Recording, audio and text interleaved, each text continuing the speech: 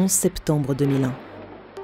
Le début d'une course contre la montre. Bonjour à tous, ce flash spécial pour vous annoncer ces très spectaculaires explosions. Ce serait un attentat selon les médias américains. Dans un nuage de fumée gigantesque, le building le plus célèbre du monde va maintenant s'effondrer.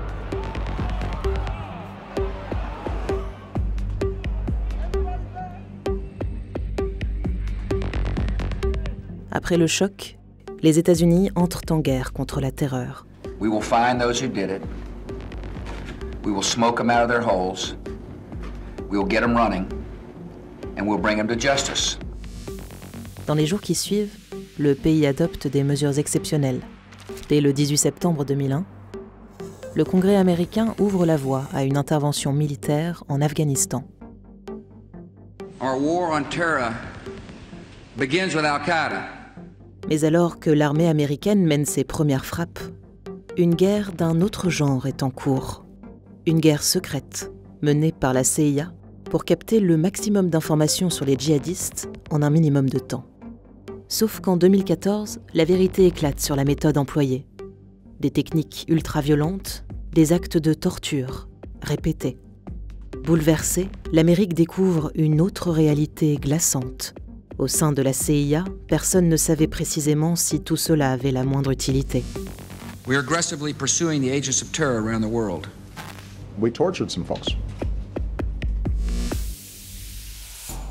Cuba, 11 janvier 2002. 4 mois jour pour jour après les attentats, la base navale américaine de Guantanamo accueille ses 20 premiers détenus. Ceci est la toute première photo diffusée. These are not mere innocents. These are among the worst of the worst. Mais en réalité, les pires des pires ne sont pas parmi eux. Car les détenus les plus importants, aux yeux du gouvernement américain, sont gardés dans des prisons secrètes aux 4 coins du monde, les sites noirs. Si leur existence est reconnue par le président Bush en 2006, leur localisation n'a jamais été officiellement confirmée. Selon plusieurs enquêtes internationales, plusieurs pays en auraient hébergé, y compris en Europe. Leur intérêt ? Échapper au droit américain et international, comme la Convention de Genève de 1949, qui encadre le traitement des prisonniers de guerre. Alors, on vous a déjà prévenu, mais c'est le moment de vous redire que les propos et les images qui vont suivre sont difficiles et choquants. Dans ces prisons fantômes, à l'abri des regards, la CIA met en place des techniques d'interrogatoire renforcées, un euphémisme, employé par l'administration américaine pour désigner des actes de torture. Confinement avec des insectes, privation de sommeil, simulation de noyade. Une liste de 10 techniques encadrées est mise au point. La CIA prend soin de préciser que les insectes ne doivent pas être dangereux ou que l'interdiction de dormir ne peut pas dépasser 11 jours. Mais ce n'est pas tout. D'autres méthodes, non encadrées, sont utilisées sur des détenus. C'est ce que révèle ce rapport interne de la CIA de 2004. Revolver appuyé sur la tempe, menaces de torture à la perceuse électrique, simulation d'exécution. Toutes ces techniques, encadrées ou non, seront exécutées sur des détenus des prisons secrètes, mais aussi à Guantanamo. Il y a le sentiment d'humiliation, c'est-à-dire qu'on a l'impression de ne plus être un être humain, de ne pas être considéré en tout cas comme tel. Eux considéraient qu'il fallait nous faire souffrir psychologiquement et physiquement. Ils utilisaient différentes méthodes, comme la privation de sommeil, le fait d'être transféré d'une cellule à l'autre, par exemple, toutes les demi-heures, et donc c'est impossible de dormir, tout bêtement en fait. Puis on pouvait être interrogé après être extrêmement épuisé au bout d'une semaine, par exemple. Ou alors l'utilisation de la climatisation, le fait d'être enfermé dans une cellule avec la climatisation très forte, ou alors l'utilisation de la musique ou des flashs de lumière. C'est souvent les deux choses sont cumulées dans une salle d'interrogatoire. Les gardiens, par l'intermédiaire des militaires, se servaient de femmes. Alors on n'a jamais su si elles étaient réellement engagées dans l'armée ou si elles venaient de l'extérieur. Leur mission était de nous mettre mal à l'aise, ou voire de nous humilier, mais par le corps, c'est-à-dire qu'elles pouvaient se déshabiller, elles pouvaient nous toucher, ça pouvait aller même jusqu'à des viols. C'est difficile pour moi de rentrer dans les détails pour expliquer ça, mais bon, en tout cas, ça a été utilisé par les interrogateurs pour pour nous faire du mal. Dès 2002, des inquiétudes émergent sur le sort des hommes détenus par l'armée américaine. George Bush y répond et assume. They will not be treated as prisoners of war. They're illegal combatants. En clair, les conventions internationales sur les prisonniers de guerre ne s'appliquent pas. Une décision posée noir sur blanc dans ce décret présidentiel.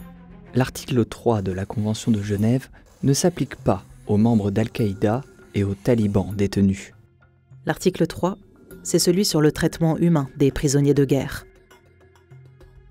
Dans cette note du 2 août 2002, le ministère de la Justice renchérit et invoque l'état de nécessité. Ces méthodes d'interrogatoire seraient nécessaires pour empêcher de nouvelles attaques et sauver des milliers de vies. Mars 2002. La CIA capture son premier prisonnier de grande valeur, Abu Zubaydah. L'agence le suspecte d'être un haut responsable d'Al-Qaïda. Quelques mois plus tard, dans cette note du 1er août 2002, le ministère de la Justice approuve l'utilisation à son encontre des techniques d'interrogatoire renforcées. Autrement dit, la torture. De ce qu'il a subi, Abu Zubaydah a témoigné, sous forme de dessin.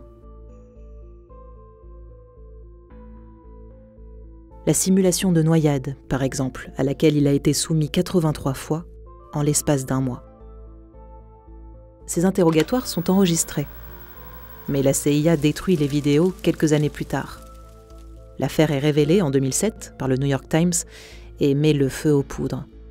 La commission du renseignement du Sénat lance alors une enquête. Après 3 ans de recherche, un rapport de 500 pages est rendu public. Les révélations sont sans équivoque. The interrogations of CIA detainees were absolutely brutal, far worse than the CIA represented them to policymakers and others. Face aux accusations, la CIA tente de se justifier. We were not prepared, and the individuals that were given the responsibility to carry out this work early on were ones that were trying to do their best, and I think at times came up short. Le scandale ne faiblit pas. La majorité des élus conservateurs accusent le rapport d'être partisan. Mais un célèbre sénateur républicain prend la parole. Lui-même a été soldat, lui-même a connu la torture. Son nom, John McCain. What might come as a surprise, not just to our enemies, but to many Americans, is how little these practices did to aid our efforts to bring 9/11 culprits to justice and to find and prevent terrorist attacks today and tomorrow. Ce jour-là, McCain met le doigt sur l'autre découverte fracassante du comité, l'inefficacité de la torture. En clair, ces techniques d'interrogatoire renforcées semblent n'avoir permis d'obtenir ni des renseignements, ni la coopération des détenus. Certains, comme Mourad Benchelali, ont menti pendant qu'ils subissaient ces méthodes. J'ai dû raconter des mensonges simplement pour me protéger. Par exemple, un jour, j'ai un interrogateur qui m'emmène une grande carte de Paris et puis qui me dit « j'exige que tu me donnes le nom des mosquées et des imams qui résident, qui exercent en tout cas dans la région parisienne que tu connais ». Le problème, c'est que moi, j'habite à Lyon et j'ai jamais vécu à Paris, en fait. Donc, je ne connaissais rien aux mosquées parisiennes et j'aurais pu, de toute façon, lui donner aucun nom d'imam. Mais j'ai inventé, malgré tout, des noms et des noms de mosquées. Mais moi, ça m'a évité, peut-être, en tout cas je le pense, un interrogatoire violent.